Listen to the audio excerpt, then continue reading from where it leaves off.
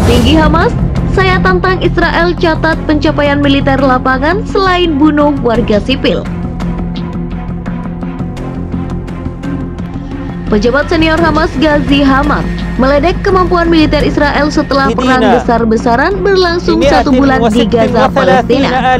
Saya menantang Israel apakah hingga saat ini mereka mampu mencatat pencapaian militer apapun di lapangan selain membunuh warga sipil, kata Hamad kepada stasiun televisi Al Jazeera pada Rabu 8 November 2023.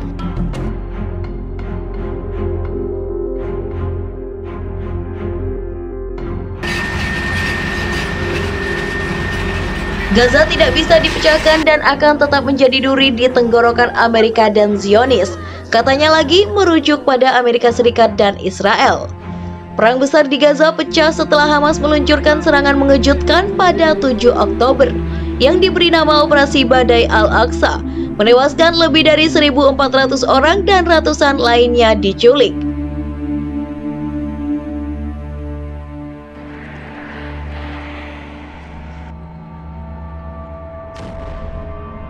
Sejak itu, pengeboman oleh Israel nyaris tanpa henti di Gaza telah menewaskan lebih dari 10.000 warga Palestina, sekitar 40% diantaranya adalah anak-anak, menurut perhitungan pejabat kesehatan di Gaza yang dikuasai Hamas. Israel kemudian meluncurkan invasi darat dengan bersumpah menumpas Hamas.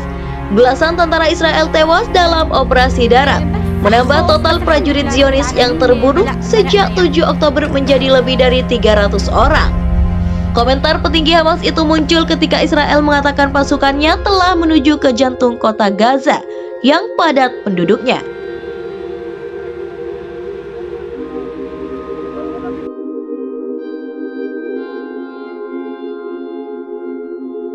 Sedangkan Hamas mengatakan para pejuangnya telah menimbulkan kerugian besar pada pasukan penyerang.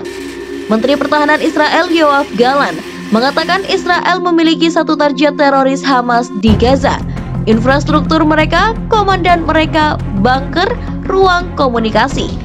Kepala juru bicara militer Israel Laksamana Muda Daniel Hagari mengatakan bahwa Korps Teknik Tempur Israel menggunakan alat peledak untuk menghancurkan jaringan terowongan yang dibangun oleh Hamas yang membentang ratusan kilometer di bawah Gaza.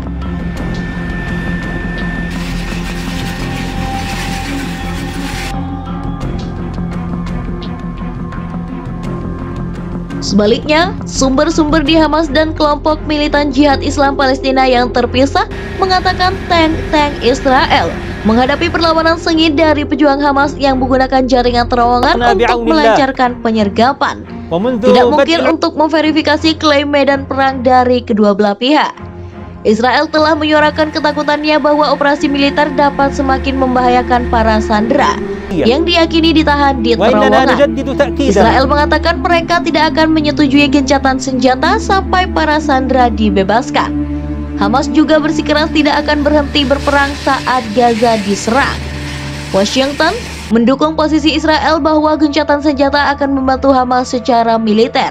Namun, Presiden Amerika Serikat Joe Biden mengatakan pada hari Selasa bahwa dia telah mendesak Perdana Menteri Israel Benjamin Netanyahu untuk menghentikan sementara pertempuran.